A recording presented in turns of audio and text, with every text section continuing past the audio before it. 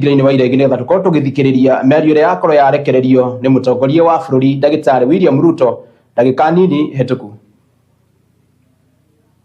Otherwise legitimate expression of the fundamental rights and freedoms of assembly, demonstration, picketing, and petitioning of public authorities by a section of law-abiding citizens of the Republic of Kenya was infiltrated and hijacked by a group of organized criminals.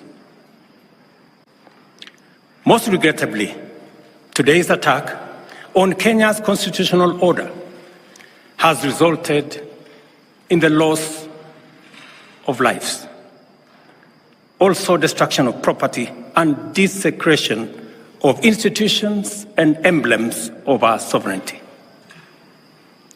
Today's events mark a critical turning point on how we respond to grave threats to our national security. I assure the nation that the government has mobilized all resources at the nation's disposal to ensure that a situation of this nature will not recur again at whatever cost. I thank our security officers who were on duty today for applying themselves to the best of their abilities in the defense of Kenya and its people. Accordingly, I have directed all the organs of our national security to deploy measures to thwart any attempt by dangerous criminals to undermine the security and stability of our country. As the people of Kenya go to bed tonight, I give you my assurance that your security, that of your families and property, remains my utmost priority. To the young people of Kenya, who I must thank for helping our country organize our democratic discourse around issues, I thank you and assure you that the conversation you have begun around pertinent issues of our nation will continue to inform our policy and governance decisions. As I promised on Sunday, this conversation will not be in vain. I will not only champion for the cause of issue-based, policy-oriented, and tribeless engagement on critical national issues, but also provide a framework for this conversation to be processed and its outcomes implemented. However, our national conversation on any subject matter must be conducted in a manner that respects and honors the foundational values upon which our nation is established, namely constitutionalism, the rule of law, and respect for institutions. It is very painful for Kenya that a conversation this crucial was hijacked by dangerous people who have caused us the kind of loss we have incurred as a nation today. It is possible that the criminals who rained terror on innocent people and attempted to challenge our law enforcement deployments are still determined to continue with their dangerous behavior.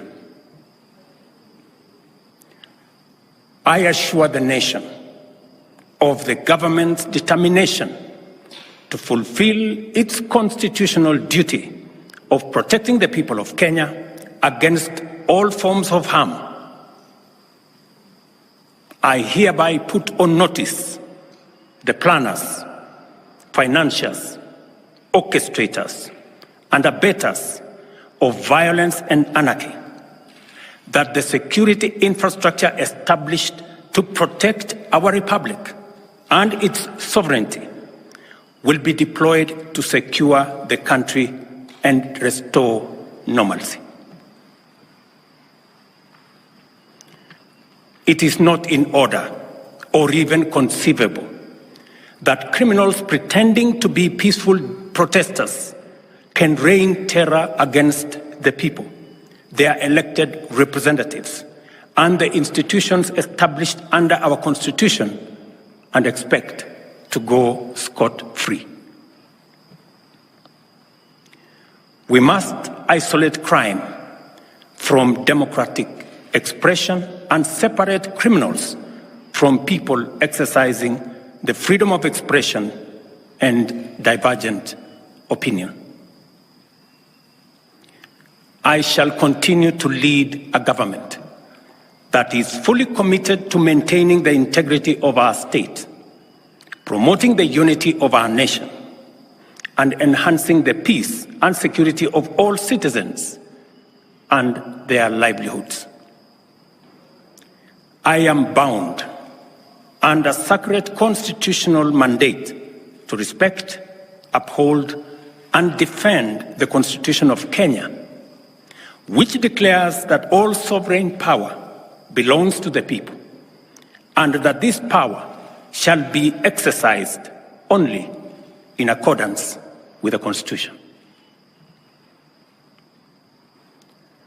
The government will therefore uphold its constitutional mandate to secure our nation and its development, and shall treat every threat to national security and the integrity of our state as an existential danger to our republic. Accordingly, I assure Kenyans that we shall provide a full, effective, and expeditious response to today's treasonous events. Thank you.